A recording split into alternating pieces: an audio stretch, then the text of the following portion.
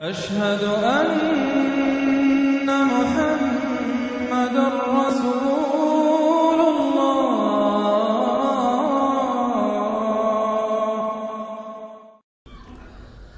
أما بعد فأعوذ بالله من الشيطان الرجيم. بسم الله الرحمن الرحيم. الحمد لله رب العالمين الرحمن الرحيم مالك يوم الدين إياك نعبد وإياك نستعين اهدنا الصراط المستقيم صراط الذين أنعمت عليهم غير المغضوب عليهم ولا الضالين آمين. رب اشرح لي صدري ويسر لي أمري واحلل عقدة من لساني يفقهوا قولي. اللهم ربنا ألهمنا رشدنا وأعذنا من شرور أنفسنا. اللهم أرنا الحق حقا وارزقنا اتباعه وأرنا الباطل باطلا وارزقنا اجتنابه. اللهم ربنا يسر لنا أمورنا كلها وأتمم لنا بالخير وتقبل منا فإنك خير المتقبلين آمین یا رب العالمین. معزز حاضرین اور محترم خواتین، ہم اللہ کے نام سے اس سال کی نماز تراویح کے ساتھ دورہ ترجمہ قرآن کا آغاز کر رہے ہیں۔ اس سے پہلے میں عرض کر چکا ہوں کہ اب میری عمر بھی کافی ہو چکی ہے، قمری حساب سے 68 برس مکمل ہو چکے ہیں، اور مختلف قسم کے عوارض بھی مجھے لاحق ہیں، اور بہت سے احباب نے اور رفقاء نے مشورہ دیا تھا کہ میں اتنا بڑا بوجھ اپنے ذمے نہ لوں، لیکن میں نے خالصتاً توکلاً علی اللہ اس کی ہمت کی، اس کا ارادہ کیا، اس کے لیے اہتمام بھی خصوصاً ہوا ہے۔ مجھے اندازہ ہے کہ اب میرے خیالات کی جو رو ہے وہ اب اتنی تیز نہیں ہے جتنی کبھی ہوا کرتی تھی۔ کراس ریفرنسز بھی جو ہیں قرآن حکیم کے وہ اتنے مستحضر نہیں ہیں جتنے کبھی ہوتے تھے، بلکہ واقعہ یہ ہے کہ میری زبان بھی بعض اوقات لڑکھڑاتی ہے، اس لیے کہ مجھے جو ادویات استعمال کرنی پڑتی ہیں ان کا اعصاب پر بھی اثر ہوتا ہے، اور جو ہمارے اعضائے رئیسہ ہیں ان پر بھی اثر ہوتا ہے۔ بہرحال ان سب کے علی الرغم اللہ کا نام لے کر آغاز کر رہے ہیں۔ میری انتہائی نگارش یہی ہے، تیرے نام سے ابتدا کر رہا ہوں۔ ابھی میں نے سورہ فاتحہ کی تلاوت کی اور آپ نے سماعت فرمائی۔ یہ سورہ مبارکہ مصحف کے اعتبار سے تو پہلی سورت ہے ہی، سب کو معلوم ہے، لیکن یہ بھی نوٹ کر لیجئے کہ یہ نزول کے اعتبار سے بھی سب سے پہلی مکمل سورت جو حضور پر نازل ہوئی وہ یہی ہے۔ اس سے قبل متفرق آیات نازل ہوئیں، 5 آیتیں سورہ علق کے آغاز میں، کچھ آیتیں سورہ قلم یا سورہ نون کے آغاز میں، کچھ آیتیں سورہ مزمل کی ابتدا کی، کچھ آیتیں سورہ مدثر کے آغاز کی۔ 5ویں وحی تقریباً اس پر اجماع ہے کہ یہ سورۃ الفاتحہ کی ہے، اور یہ مکمل سورت ہے جو حضور پر نازل ہوئی۔ سورۃ الفاتحہ کے معنی ہوئے افتتاحی سورت، فتح یفتح کے معنی ہے کھولنا، مفتاح کنجی کو کہتے ہیں، چابی کو، تو یہ اوپننگ سورہ آف دی قرآن، قرآن حکیم کی افتتاحی سورت۔ ویسے جیسا کہ میں تعارف قرآن کے ضمن میں عرض کر چکا ہوں، عربوں کا یہ مزاج تھا کہ جس چیز سے انہیں خصوصی محبت ہوتی تھی اس کے بہت سے نام رکھتے تھے، اس کے بھی بہت سے نام ہیں۔ سورۃ الفاتحہ سب سے عام ہے، لیکن الکافیہ، الشافیہ، ام القرآن، اساس القرآن، کم سے کم یہ 4 نام تو میں سمجھتا ہوں کہ ہر مسلمان کو مزید معلوم ہونے چاہیے، اور بھی بہت سے نام ہیں۔ اس سورہ مبارکہ کی بالاتفاق و بالاجماع 7 آیتیں ہیں، اگرچہ ان کی ترتیب میں کچھ اختلاف ہے۔ ایک رائے، یہ رائے امام شافعی کی بھی ہے اور بصرہ کے جو قراء تھے ان کی بھی ہے کہ آیت بسم اللہ بھی سورہ فاتحہ میں شامل ہے، اس کا جز ہے، وہ اس کو شامل کر کے پھر 7 آیتیں بناتے ہیں، تو آخری جنہیں ہم 2 آیتیں سمجھتے ہیں، صراط الذین انعمت علیہم غیر المغضوب علیہم ولا الضالین، وہ ان کے نزدیک ایک آیت ہے۔ تو گویا کہ نتیجہ یہ نکلا کہ آیتوں کی تعداد 7 ہی رہتی ہے۔ امام ابو حنیفہ رحمۃ اللہ علیہ کا موقف اور کوفے کے جو قراء تھے ان کا بھی موقف یہ ہے کہ آیت بسم اللہ نہ سورہ فاتحہ کا جز ہے نہ کسی اور سورت کا جز ہے، سوائے ایک مقام پر جہاں حضرت سلیمان علیہ السلام کا خط جو ہے نقل ہوا ہے، جو انہوں نے ملکہ سبا کو لکھا تھا، انہو من سلیمان و انہو بسم اللہ الرحمن الرحیم، تو قرآن کے مطلب میں صرف اسی جگہ پر یہ آیت شامل سمجھتے ہیں، باقی یہ صرف علامت کے طور پر کہ یہاں سے ایک نئی سورت شروع ہو رہی ہے درج کی گئی ہے۔ اس سورہ مبارکہ کو الصلاح قرار دیا گیا ایک حدیث میں، اس کا جو اسلوب ہے وہ دعا کا ہے، اور دعا کے ساتھ اس کی جو مناسبت ہے، اور پھر اسی کی وجہ سے ہماری نماز کا یہ جزو لا ینفک بنا دیا گیا، بلکہ ایک حدیث جو میں آپ کو سناؤں گا اس میں اسی کو نماز قرار دیا گیا، الصلاح یہی ہے۔ ویسے وہ حدیث مبارک موجود ہے، من لم یقرأ بفاتحۃ الکتاب لا صلاۃ لمن لم یقرأ بفاتحۃ الکتاب، جو شخص سورہ فاتحہ کی تلاوت نہیں کرتا اس کی کوئی نماز نہیں۔ اس کے حوالے سے بھی ہمارے ہاں 2 مسلک ہیں، ذکر صرف اس لیے کر رہا ہوں کہ آپ کے علم میں ہو، ان میں کوئی بنیادی فرق نہیں ہے، کسی بھی ایک رائے کا انسان قائل اور حامل ہو سکتا ہے بغیر اس کے کہ دوسرے کو بالکل غلط قرار دے، بلکہ یہ کہ اس کے لیے بھی گنجائش اپنے ذہن میں اور اپنے دل میں رکھے۔ تو ایک رائے یہ ہے کہ یہ میں کیا عرض کر رہا تھا، کوئی بھول گیا ہوں۔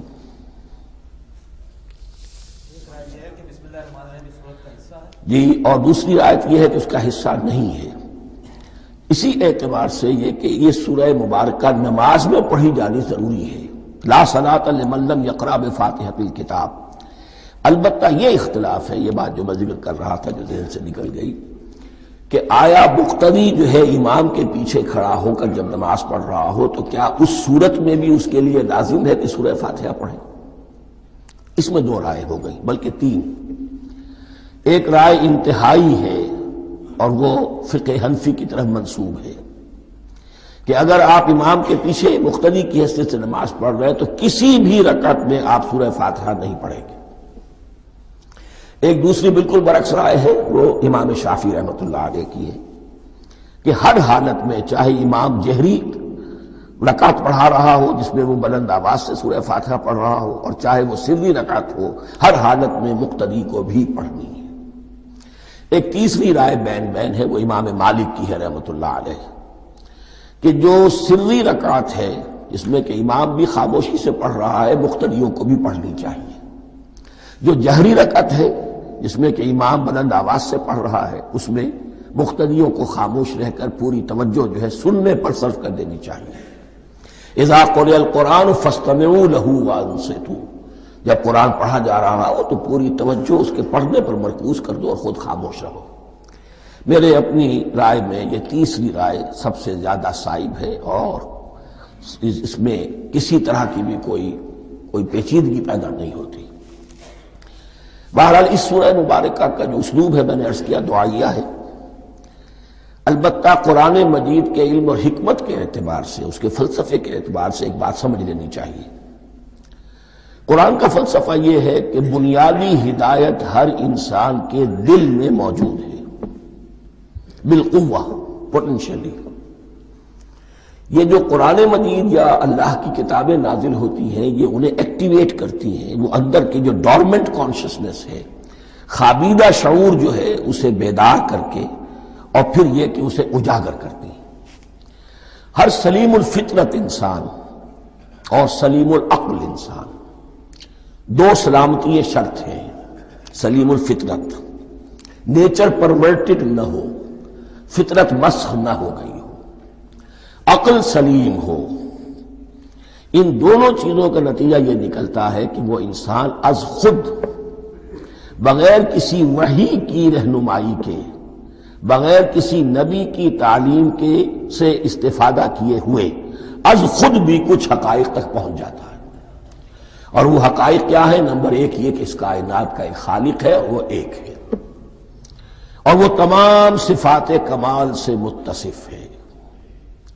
نمبر دو یہ کہ انسان کی زندگی صرف یہ زندگی نہیں ہے، بلکہ ایک اور زندگی ہے کہ جس میں اس زندگی کے اعمال کے نتائج برآمد ہوں گے. یہ دو باتیں، اس کی زیادہ وضاحت کے ساتھ جو ہے اس کا تذکرہ آئے گا سورہ لقمان میں، جہاں حضرت لقمان کی شخصیت کا تذکرہ ہے. لیکن یہاں صرف یہ بات سمجھ لیجئے کہ قرآن کا فلسفہ یہ ہے کہ ہر انسان میں، ہر فرد نوع بشر میں جو اپنی ولادت کے وقت مسلم ہوتا ہے. حضور کی حدیث ہے کل مولود یولد علی الفطرہ ابواہ یحودانہ او ینصرانہ او یمجسانہ. ہر بچہ نوع انسانی کا فطرت اسلام پر پیدا ہوتا ہے، وہ فطرت کے اندر وہ ہدایت ودیت ہے. اب اگر وہ فطرت بس نہیں ہوئی اور عقل جو ہے وہ صحیح رخ پر کام کر رہی ہے تو ان دو حقائق تک وہ انسان خود پہنچ جائے گا. لیکن ان دونوں حقائق تک پہنچنے کے بعد اب وہ دست بستہ دعا کرے گا کہ اے رب اب مزید ہدایت تو مجھے عطا فرما. ایک تو یہ کہ میں کیا کروں کیا نہ کروں، میری عقل اس میں ٹھوکر کھا سکتی ہے. میں کسی اچھی چیز کو بری سمجھ سکتا ہوں، کسی بری کو اچھی سمجھ سکتا ہوں. تو مجھے صحیح راستہ، صحیح راہ ہدایت پر چلا. یہ دعا ہے جو انسان کرتا ہے جبکہ وہ ایمان باللہ اور ایمان بالآخرہ تک خود پہنچ چکا ہوتا ہے، اور یہ سمجھتا ہے کہ صحیح زندگی کا رخ یہی ہے کہ جس رب کو میں نے پہچانا ہے کہ وہ اس کائنات کا خالق ہے اور مالک ہے اور رب ہے، میں اس کی بندگی کروں، اس کی اطاعت کروں، اس کا حکم مانوں، اس کے راستے پر چلوں. لیکن وہ راستہ کون سا ہے؟ اس کے لیے پھر دست بدعا ہوتا ہے کہ پروردگار تو میری رہنمائی فرما. یہ مقام ہے کہ جہاں آپ سمجھ لیجئے اپنے آپ کو بھی آج اس جگہ پر تصور کرتے ہوئے پھر اس سورہ مبارکہ کو پڑھیے کہ آپ اس مقام پر اللہ کے فضل و کرم سے پہنچ چکے ہیں کہ اللہ کو آپ نے پہچان لیا اور اس کی توحید کو جان لیا، اس کی جملہ صفات کمال سے آپ واقف ہو گئے.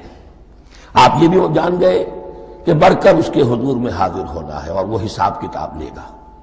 پھر آپ نے یہ عہد بھی کر لیا کہ اب زندگی گزارنی ہے اس رب کی بندگی میں، اسی کی فرما برداری میں. اب یہاں کھڑے ہو کر آپ پوچھتے ہیں کہ اللہ مجھے وہ تفصیلی ہدایت عطا فرما. ایسا نہ ہو کہ کبھی میں کسی راستے پر چلتا ہوا کسی پگڈنڈی پر مڑ جاؤں اور وہ تھوڑی سی جو ڈیوییشن ہو میرے راستے کی وہ میری عاقبت کو برباد کر دے. یک لحظہ غافل گشتم و صد سال راہم دور شد. اس لیے کہ ہوتا یہی ہے سیدھے راستے سے ذرا سی کوئی پگڈنڈی جو ہے تھوڑے سے اینگل پر نکلی ہے، لیکن جب چلتے جائیں گے آپ تو جتنا آگے بڑھیں گے اس پر، اس راہ صراط مستقیم سے آپ اتنے ہی زیادہ دور ہوتے چلے جائیں گے. یہ ہے قرآن مجید کی حکمت اور فلسفے کے اعتبار سے اس سورہ مبارکہ کا مقام. اب آئیے ہم بسم اللہ کرتے ہیں. بسم اللہ الرحمن الرحیم. شروع کرتا ہوں میں اللہ کے نام سے جو رحمان اور رحیم ہے. اس پر کچھ گفتگو ہو چکی ہے تعارف قرآن کے ضمن میں کہ رحمان اور رحیم دو نام ہیں کہ جو رحمت کے مادے سے نکلتے ہیں. رحمان میں اللہ تعالیٰ کی رحمت کا جوش ہے، جانی کیفیت، طوفانی کیفیت، اور رحیم میں اللہ تعالیٰ کی رحمت کا دوام اور تسلسل. یہ دونوں کیفیات اللہ کی رحمت میں بیک وقت موجود ہیں جس کا ہم تصور نہیں کر سکتے. ہم سمندر کو دیکھتے ہیں متلاطم سمندر ہے، اس میں ہیجان ہے، طوفان ہے. دریا کو دیکھتے ہیں کہ وہ سکون کے ساتھ چل رہا ہے، خاموشی سے چل رہا ہے، بہہ رہا ہے، بس تسلسل کے ساتھ بہہ رہا ہے. ہم ان دونوں کیفیات کو علیحدہ علیحدہ دیکھتے ہیں تو ہمارا ذہن ان دونوں کو بیک وقت اس کا تصور نہیں کر سکتا، تخیل ممکن نہیں. لیکن اللہ کی رحمت کی یہ دونوں شانیں مستقلاً ہر وقت موجود ہیں بیک وقت. اسی لیے ان دونوں کے درمیان کہیں حرف عطف نہیں آئے گا. بسم اللہ الرحمن الرحیم. الحمدللہ رب العالمین. کل حمد، اور حمد کو ذہن میں رکھ لیجئے، حمد مساوی ہے تعریف جمع شکر. عام طور پر ترجموں میں ایک لفظ لایا جاتا ہے، کل تعریف اللہ کے لیے، یہ کافی نہیں ہے. تعریف آپ کسی شے کی کر سکتے ہیں جس میں کوئی حسن ہے، خوبی ہے، کسی بھی اعتبار سے، خواہ آپ کو اس کے حسن و خوبی سے کوئی فائدہ حاصل نہیں ہو رہا۔ ایک پھول ہے، بہت خوبصورت ہے، بس ٹھیک ہے، خوبصورت ہے، آپ نے کہا، تعریف کر دی۔ شکر کرتے ہیں آپ اس شے کا جس سے آپ کو کوئی فائدہ پہنچا ہو، استفادہ ہوا ہو، آپ کی کوئی ضرورت پوری ہوئی ہو، آپ کی کوئی مشکل رفع ہوئی ہو۔ اور آپ دیکھیں گے کہ حمد میں یہ شکر کا پہلو غالب ہے۔ جتنی بھی دعائیں ہیں حضور سے منقول، شکر کے مقام پر وہاں حمد آتا ہے۔ بھوک لگی ہوئی تھی، کھانا کھایا، الحمدللہ الذی اطعمنی وسقانی۔ اب یہاں دیکھیے ترجمہ تعریف نہیں، شکر ہے اس اللہ کا جس نے مجھے کھلایا اور پلایا۔ آپ بیت الخلاء سے باہر آئے، نجاستیں آپ سے دور ہو گئیں، طبیعت میں انشراح ہوا، الحمدللہ الذی اذھب عنی الاذی وعافانی۔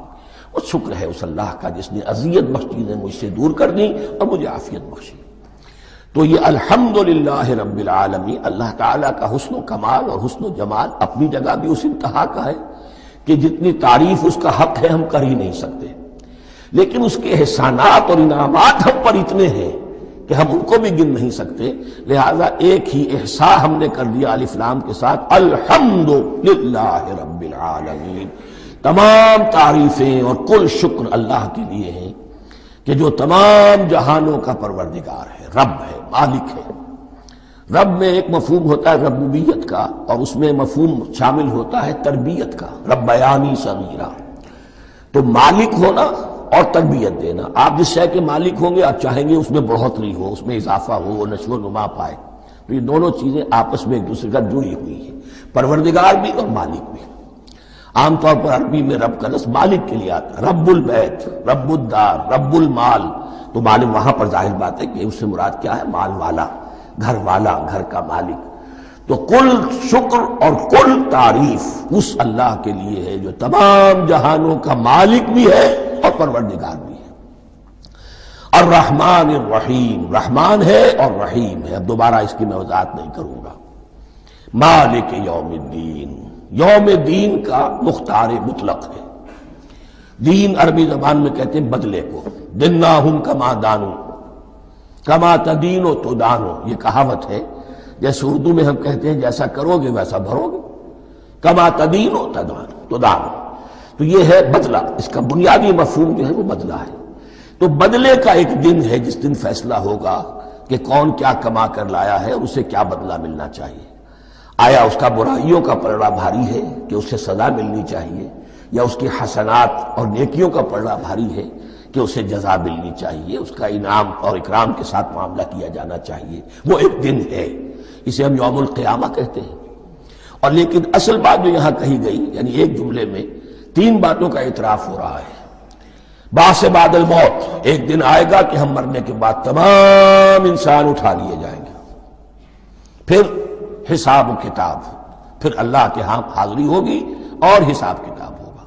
اور تیسرا یہ کہ اس حساب کتاب کے دن کا مختار مطلق اللہ ہے، یعنی کسی اور کو اپنے ذہن میں سہارا بنا کر آپ زندگی گزاریں کہ وہ مجھے چھڑا لے گا، یا وہ ہستی جو ہے اتنی زوردار ہے کہ وہ مجھے بچا لے گی، اس سے اپنے دل کو، اپنے ذہن کو بالکل پاک کر لیجئے۔ مالک یوم الدین، ایک دوسری جگہ پر قرآن میں آیا ہے، اس روز کوئی پکارنے والا پکارے گا، لمن الملک اليوم للہ الواحد القہار، آج کے دن کس کا اختیار مطلق ہے؟ اور پھر کہا جائے گا اللہ کے لیے، الواحد قہار، جو پوری طرح چھایا ہوا ہے، مستولی ہے۔ تو مالک یوم الدین، جو جزا و سزا کے دن کا مالک ہے۔ اب یہاں سے کلام ایک رخ بدل رہا ہے۔ ابھی تک تو یہ غائبانہ انداز میں کلام ہو رہا ہے، اللہ سے خطاب نہیں آیا اس میں ابھی۔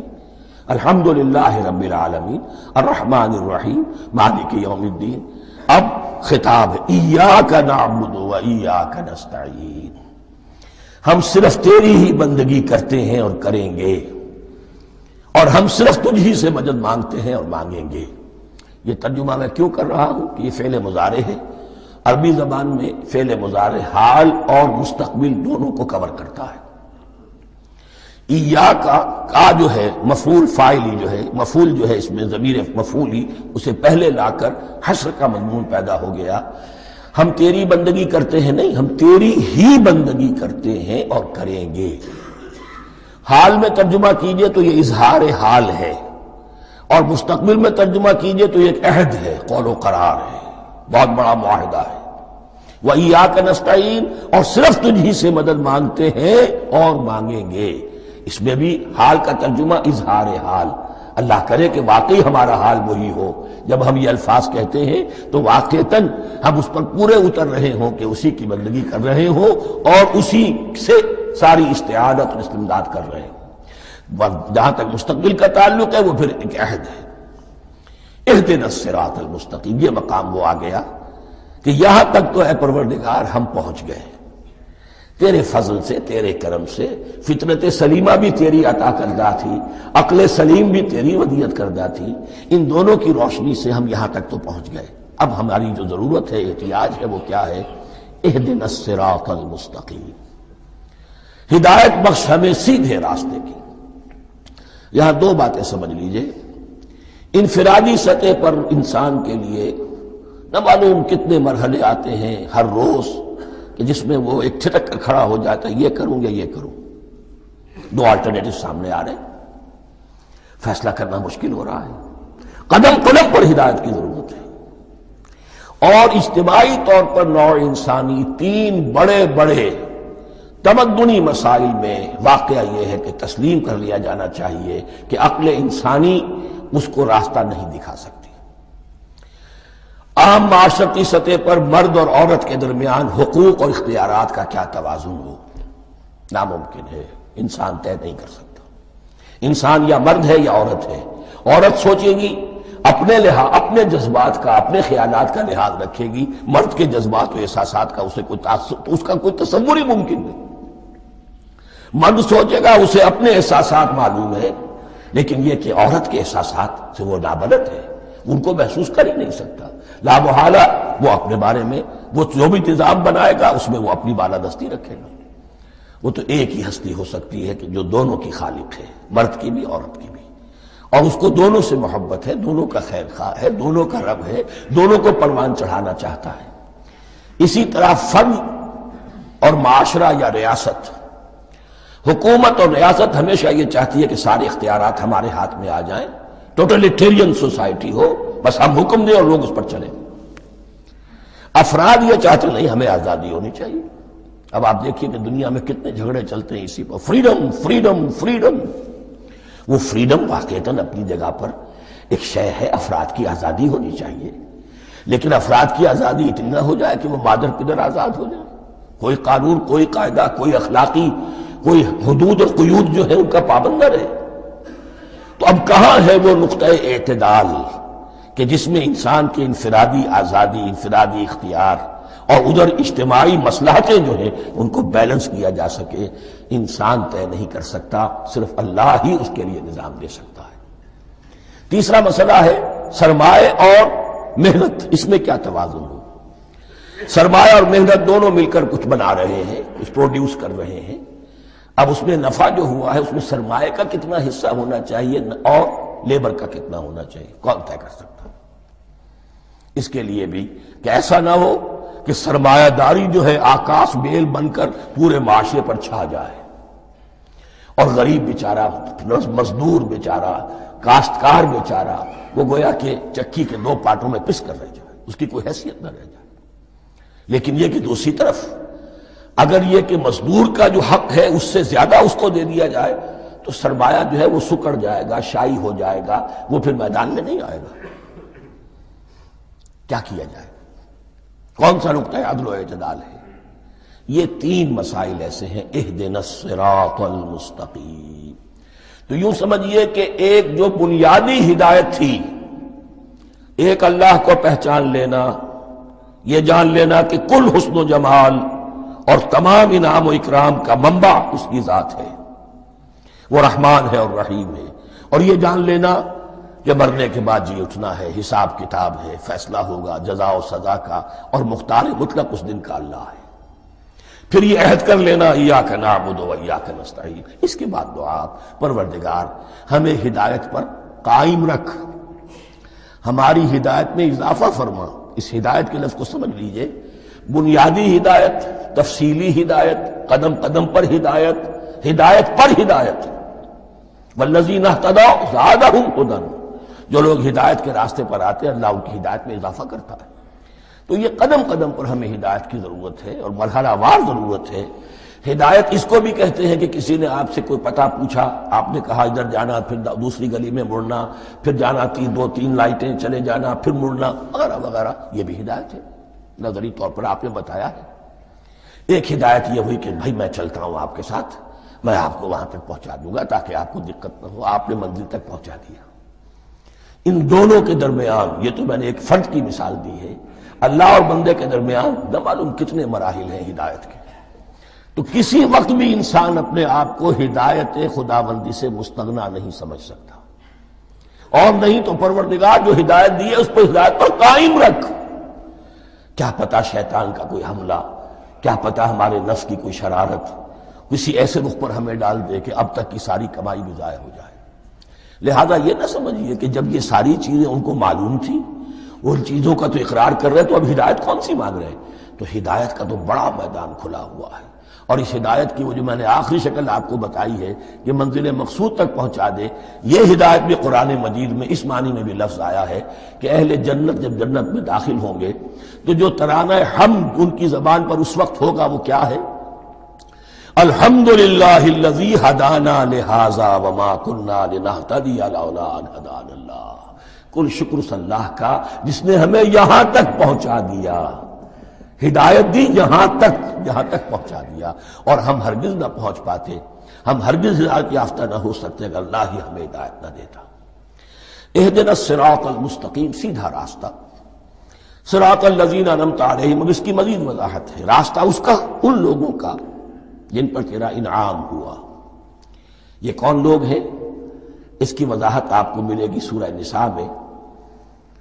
من یطع اللہ والرسول فاولئک مع الذین انعم اللہ علیہم من النبیین والصدیقین والشہداء والصالحین.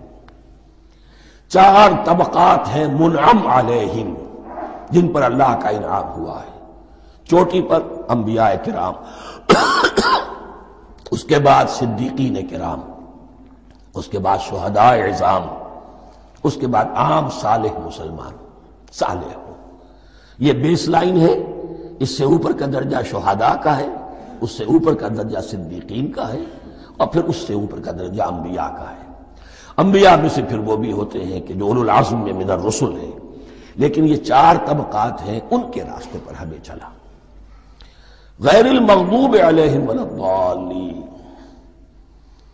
جو مغضوب علیہم نہیں ہوئے، جن پر تیرا غضب نہیں ہوا. اور غضب ہوتا ہے ان پر کہ جو ہدایت کے واضح ہونے کے بعد ہدایت کو ترک کر دیں، وہ ہے مغضوب علیہم.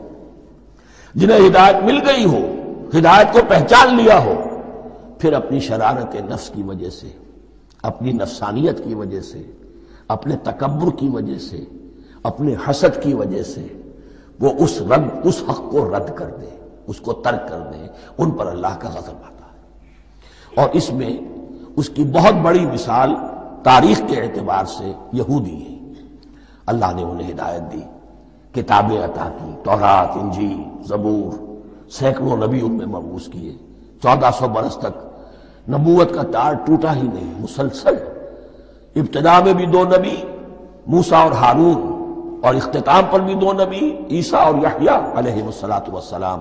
اور ان کے مابین کوئی لمحہ نہیں آیا ہے تاریخ بنی اسرائیل میں جبکہ کوئی نہ کوئی نبی موجود نہ ہو. لیکن انہوں نے اپنی شرارت نفس کی وجہ سے ہدایت تورات سے بھی منہ موڑا، اور پھر سب سے بڑی بات یہ کہ ہدایت محمدی سے، ہدایت قرآنی سے بھی صلی اللہ علیہ وسلم منہ موڑا. وہ ہے مغضوب علیہم ولا الضالین، اور نہ ہی گمراہ ہوئے. یہ لفظ جو آتا ہے عربی زبان میں گمراہ کا بھی ہے اور تلاش حق میں بھٹکنے والے کا بھی ہے. ایک وہ شخص ہے جس پر حق ابھی واضح نہیں ہوا، وہ تلاش میں ہے، اس کے لیے بھی ضال کا لفظ آئے گا. اسی طرح کوئی شخص کسی کے عشق اور محبت میں ایسا ہو جائے، دیوانہ ہو جائے، اس کو بھی ضال کہتے ہیں. یعنی اس کے اوپر جذبات کا اتنا غلبہ ہو گیا ہے کسی کی محبت اور عشق کی بنا پر. تو حضور کے لیے یہ لفظ آیا ہے وَوَجَدَكَ ضَالًّا فَهَدَىٰ، اور یہ تو سورۃ الضحیٰ ہے، اکثر بیشتر لوگوں کو یاد ہوگی۔ تو یہ جو ضال کا لفظ ہے اس میں سمجھ لیجئے ضروری نہیں ہے کہ وہ گمراہ ہو، بلکہ وہ بھی کہ جو ابھی راہ ہدایت کی طلب میں اس کے حصول کے لیے اس کی تلاش میں کوشاں ہیں، اور وہ بھی کہ جو کسی مغالطے کی وجہ سے حق سے منحرف ہو جائے۔ یہ بھی جان لیجئے کہ ایک ہے بدنیتی، تکبر، حسد، حق کو جان کر پہچان کر رد کر دینا یا چھوڑ دینا یا ترک کر دینا، ایک ہے کسی غلطی میں کسی جذبات کے اندر آ کر کسی غلو کے اندر مبتلا ہو کر اور حق سے منحرف ہو جانا۔ اس کی جو سب سے بڑی مثال ہے وہ نصارہ ہے، عیسائی ہے۔ حضرت مسیح کو انہوں نے مانا لیکن غلو کیا، یہ لفظ آئے گا آگے، لا تغلو فی دینکم، اپنے دین میں غلو نہ کرو۔ جیسے ہمارے ہاں بھی بعض لوگ ہیں جو حضور صلی اللہ علیہ وسلم کی تعریف میں، حضور صلی اللہ علیہ وسلم کے ساتھ اپنی محبت کے اظہار میں غلو کر جاتے ہیں۔ یہ انتہا درجے کو ہو گیا تھا حضرت مسیح علیہ السلام کے ماننے والوں میں، اور اس کی بنا پر انہوں نے تثلیث کا عقیدہ ایجاد کر لیا اور حضرت مسیح علیہ السلام کو اللہ کا بیٹا بنا دیا۔ تو اس کی سب سے بڑی مثال ضالین کی اس اعتبار سے کہ ہدایت پانے کے بعد کسی بدنیتی سے نہیں بلکہ کسی اچھے جذبے میں غلو کی وجہ سے رسول سے محبت کرنا تو اچھا جذبہ ہے، لیکن یہ محبت بھی ایک حد میں رہنی چاہیے۔ غلو کرے گی تو ظاہر بات ہے کہ اس کے بعد وہ گمراہی کی طرف لے جائے گی۔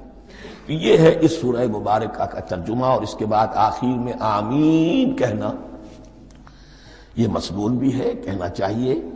البتہ اختلاف یہاں بھی صرف اتنا ہے کہ نماز میں جب آپ امام کے ساتھ ہیں، وہ اگر جہری قرات کر رہا ہے تو آیا اس کے بعد آپ کو بھی بالجہر کہنا ہے آمین یا نہیں کہنا، یہ اختلاف ہے، ان میں کوئی فرق واقع نہیں ہوتا۔ یہ چیز متفق علیہ کہ کہنا ہے آمین، بلکہ یہ آمین تو یہودیوں میں ہے، یہ آمین جو ہے یہ عیسائیوں میں بھی ہے۔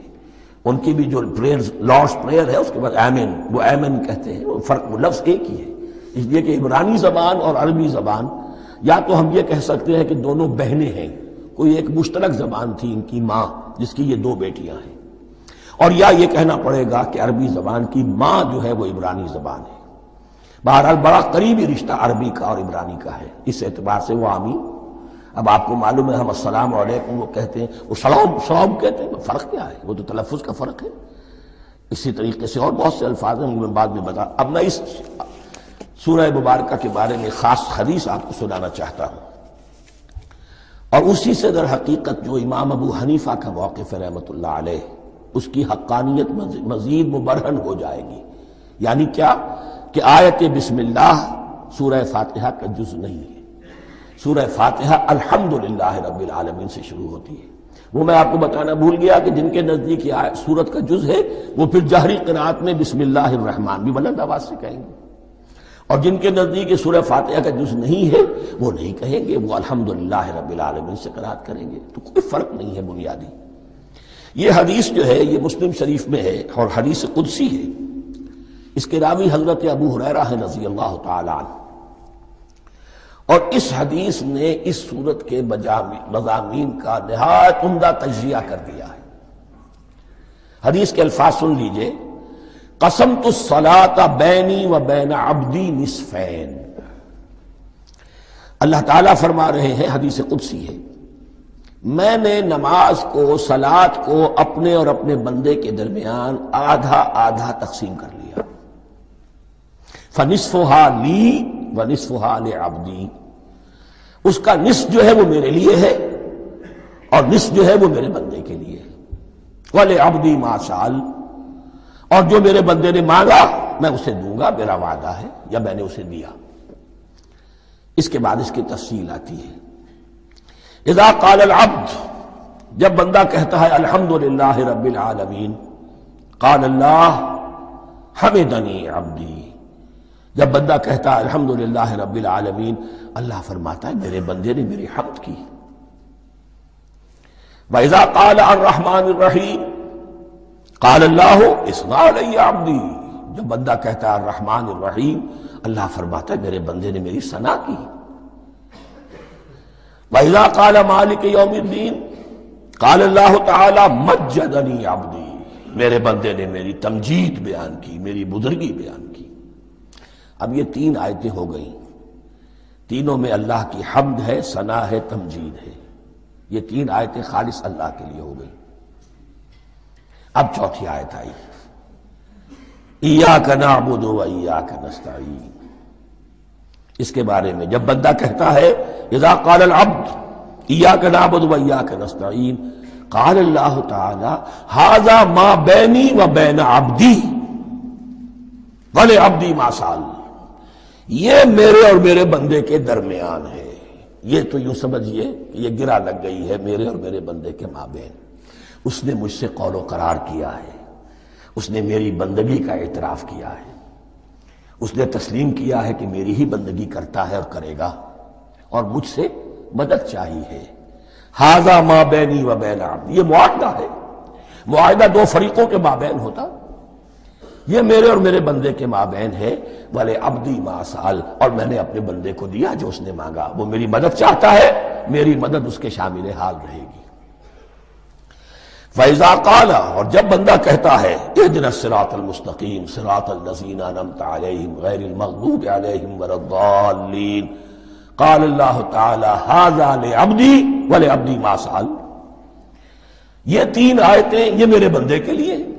اهدنا الصراط المستقیم، اسی صراط مستقیم کی وضاحت ہے مثبت. صراط الذین انعمت علیہم، اسی صراط المستقیم کی وضاحت ہے منفی انداز میں غیر المغضوب علیہم ولا الضالین. یہ سب میرے بندے کے لیے ہے اور میں نے اپنے بندے کو دیا جو اس نے مانگا. اس کو میں نے ایک مرتبہ یہ ترازو کی شکل میں اس کو لکھوایا تھا. دیکھیے یہ ایاک نعبد و ایاک نستعین، یہ ہے وہ ترازی کی وہ ڈنڈ. واو جو ہے ایاک نعبد و ایاک نستعین، واو جو ہے گویا کہ وہ مٹھ ہے جس سے کہ ترازو کو پکڑا جاتا ہے. ادھر ایک پلڑا ہے جس کی 3 آیتیں ہیں، الحمدللہ رب العالمین الرحمن الرحیم مالک یوم الدین. اس کا نتیجہ کیا نکلا؟ ایاک نعبد. آپ نے شاید یہ سنا بھی ہو، ایک بہت ہی عمدہ قرات کا جو ریکارڈ ہے قاری عبدالباسط عبدالصمد کا، وہ یہیں سے چل کر سورہ فاتحہ کی قرات کر کے ایاک نعبد پر آ کر رکتا ہے. الحمدللہ رب العالمین الرحمن الرحیم مالک یوم الدین ایاک نعبد. گویا کہ یہاں یہ صورت بالکل ہاف ہو گئی ہے. 3 آیتوں میں اللہ کی حمد ہے، ثنا ہے، تمجید ہے، جس کا نتیجہ ہم تیری ہی بندگی کرتے ہیں، تیری ہی اطاعت کریں گے. لیکن اب اس کے بعد سوال ایاک نستعین، اسی کی جو استعانت کیا درکار ہے ہمیں؟ ہدایت. ہدایت سب سے بڑی استعانت ہے، ہدایت ہی تو سب سے بڑی مدد ہے. اهدنا الصراط المستقیم صراط الذین انعمت علیہم غیر المغضوب علیہم ولا الضالین. یہ ایاک نستعین کے حکم کے ساتھ یہ 3 آیتیں آ گئیں. اهدنا الصراط المستقیم صراط الذین انعمت علیہم غیر المغضوب علیہم ولا الضالین. قسمت الصلاة بینی و بین عبدی نصفین فنصفها لی ونصفها لعبدی ولعبدی ما سأل. اللہ تعالیٰ اس سورہ فاتحہ کا جو اصل مفہوم ہے وہ بھی ہمارے ذہنوں پر، ہمارے شعور کی سطح پر اسے اجاگر کیے رکھے. ہمیں توفیق دے کہ جب بھی پڑھیں، جب بھی سنیں تو وہ کیفیت اگر ہو جائے. اس لیے کہ ایک حدیث ہے کہ الصلاۃ معراج المومنین، نماز تو اہل ایمان کے حق میں معراج کے درجے میں ہے. اس حوالے سے ہم یہ سمجھ سکتے ہیں کہ کوئی وقت ایسا آ سکتا ہے کہ انسان کو واقعتاً، روح انسانی واقعتاً اللہ کے یہ جواب سنے. انہونی بات نہیں ہے. ہوتا ہے خطاب آخر، اٹھتا ہے حجاب آخر، کرتے ہیں خطاب آخر. یہ تو ہوتا ہے. مخاطبہ الہی، یہ تو میں نے عرض کیا کہ ثابت ہے. مخاطبہ، محادثہ اور تحدیث، اللہ بندوں سے کلام کرتا ہے.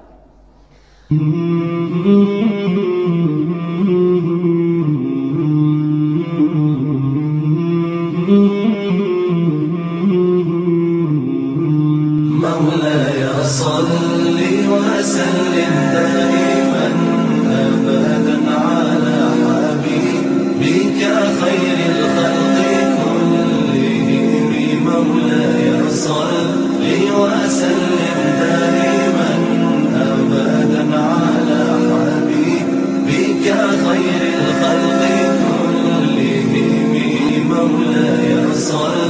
وسلم